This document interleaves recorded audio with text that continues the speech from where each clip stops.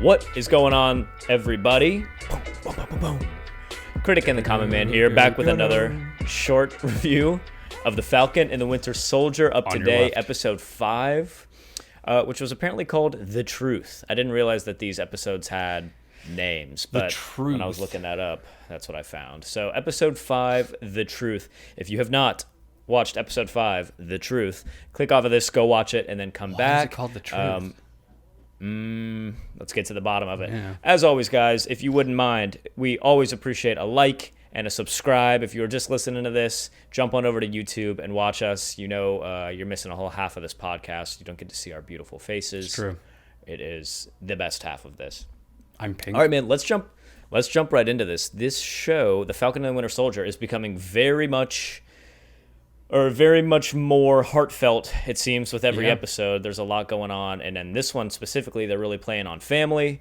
They're really playing on Sam and Bucky kind of mending the relationship a little bit. They pull away from the action. We get a little bit slower paced episode, but an interesting one nonetheless. So what do you think? Episode 5, The Truth. I actually think this one was probably my favorite episode. Really? Yeah, I do. I mean, right away, I called it, right? He got a shield taken away. Yep.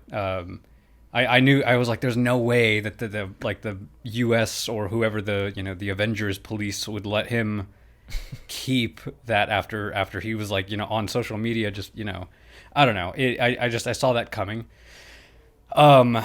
He is definitely, what's the word I'm looking for? He is, not the same person we saw like episode 1 or 2. Like I wouldn't say he's a villain. He's definitely messed up, but he's on his way to kind of becoming a villain. And it's like he even still thinks he's Captain America. Like that's anyways. I don't know. Yeah, but I like how you put it. I like how you put it earlier. You said, because I kind of tried to just paint him as the villain, and you said, well, he's suffering from PTSD. And I think that's exactly right, because he's not a bad guy. He's not an evil dude. He actually was best friends with Lamar, and they knew each other really well. He goes to see his parents. And he's doing what he thinks is right. Exactly. He's not doing this out of any sort of ill will. Yeah, it's funny because I saw, I think I posted it on our story. I saw like what's his name? Russell? Wyatt Russell. Wyatt Russell. I was like, welcome Wyatt Russell to the I'm so good at acting that everybody hates me now club. Yeah, and it was him and like that pink chick from Harry Potter. Yeah. The professor from Umbridge. Harry Potter and Umbridge. And Who else was on there? Game of Thrones. Yes, Joffrey from Game of Thrones, even though I haven't seen it. I'll just nod and agree like I know why he's on there. There was, oh yes, Joffrey. Dude, also, freaking, felt like a real moron, dude. I didn't realize that's Kurt Russell's son. Oh, I didn't know that either. Yeah, Wyatt Russell, ladies and gentlemen. I can see it now. You can see it in the jaw.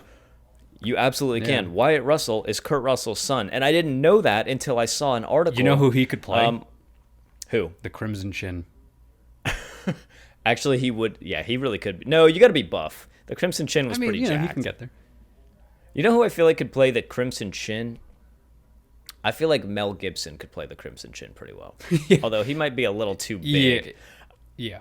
I didn't realize that Wyatt Russell was Kurt Russell's son until I saw an article talking about how they had approached Wyatt Russell to play Snake in a new movie, and that was, of course, a famous Snake, Escape. Like Metal Gear Solid?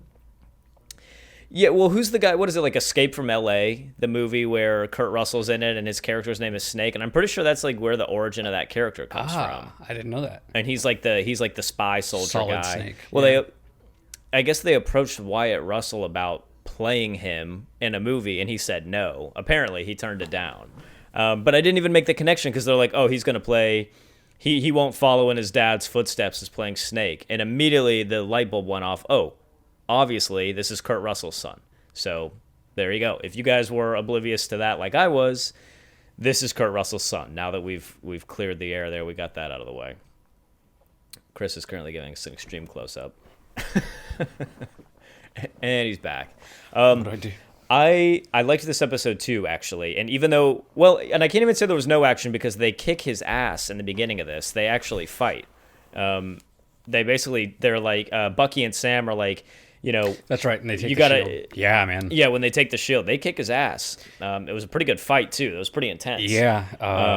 He did very well. And again, that's what I was saying, man. Like all three of them, first of all three of the people who are in this show are soldiers. They're all ex-military. Right.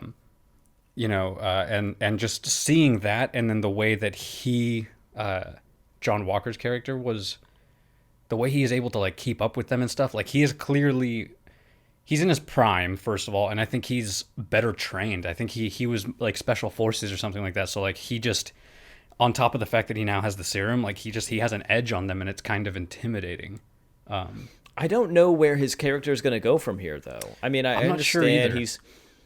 My guess is that Sam is going to take up the helm of Captain America, and he's going to get the shield, and then I think that he is going to see what's his name, John Walker. Is that what his name is? I keep forgetting.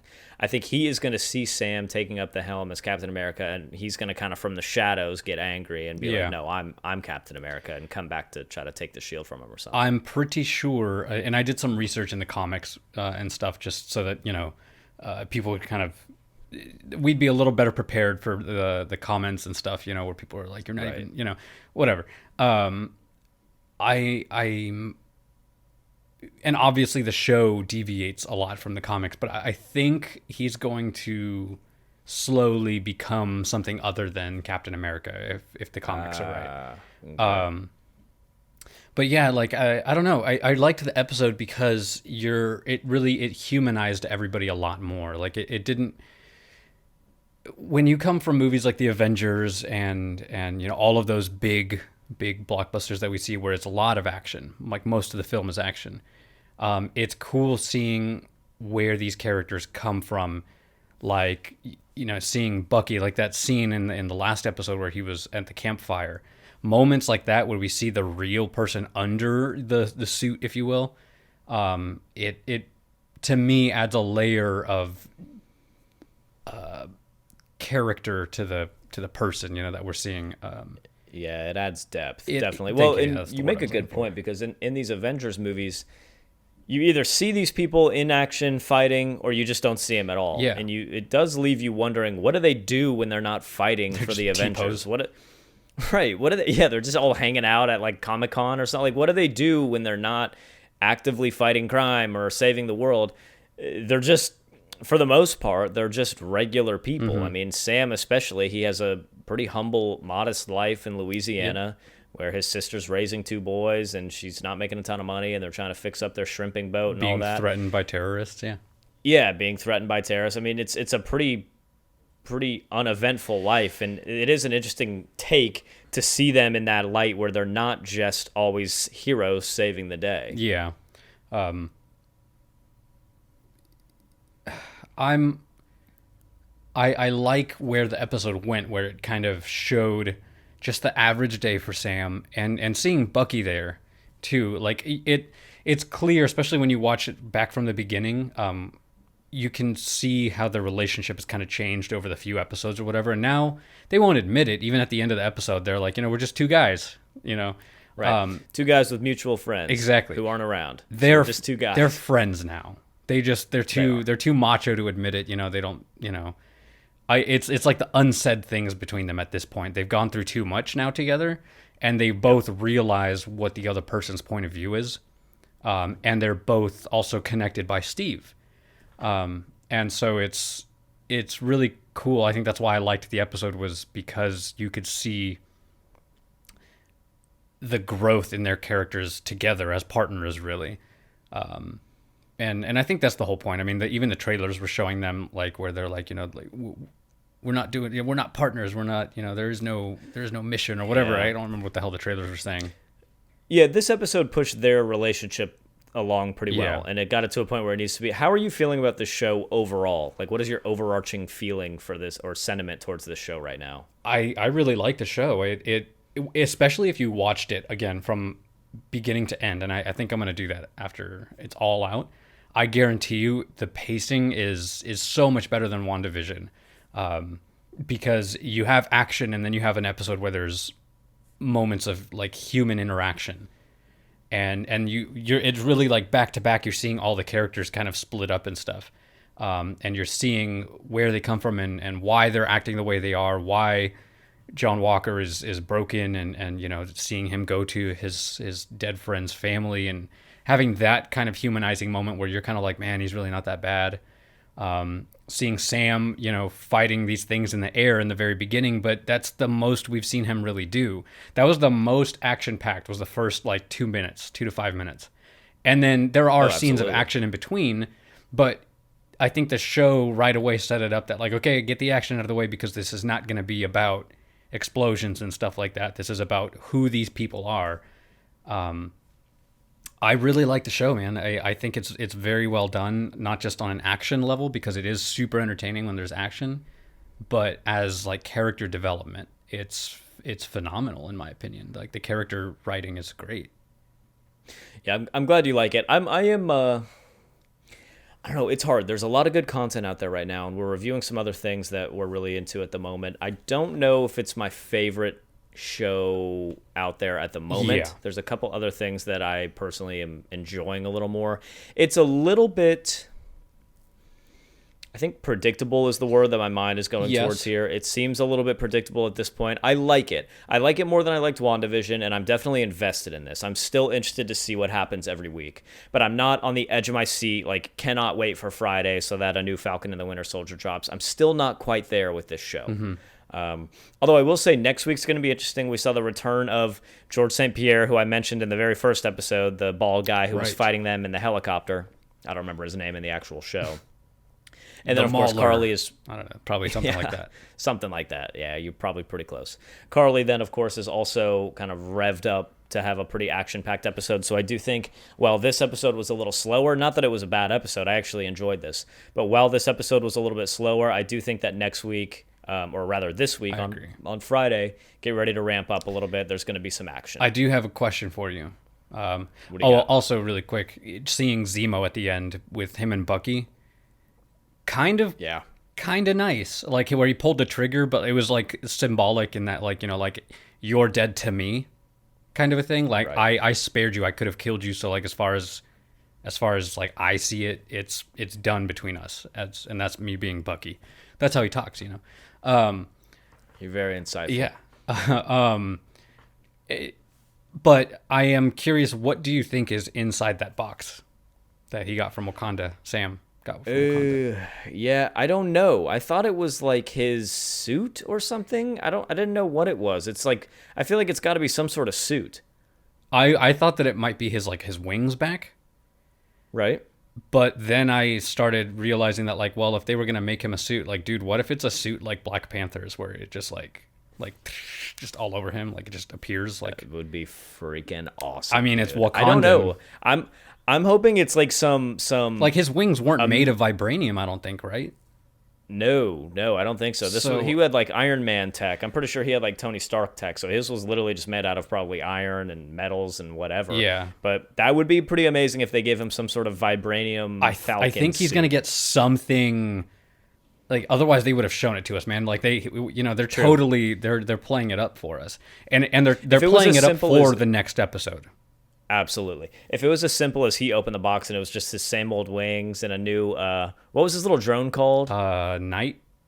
I want to say Nightwing, but I'm pretty sure that's a DC character.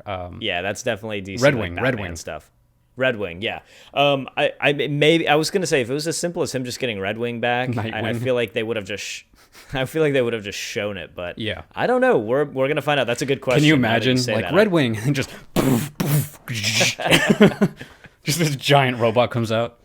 He just comes climbing out of there. I have returned. Welcome. What is my purpose? Oh God.